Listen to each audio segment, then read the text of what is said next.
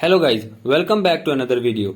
In this video I will show you how to fix the Witcher 2 crashing on startup problem on your Windows in PC and laptop. So to fix this issue, follow every step as I am showing in this video, and do not forget to subscribe this channel and also press the bell icon for the latest upcoming videos. Hope so this will fix your problem and help you a lot.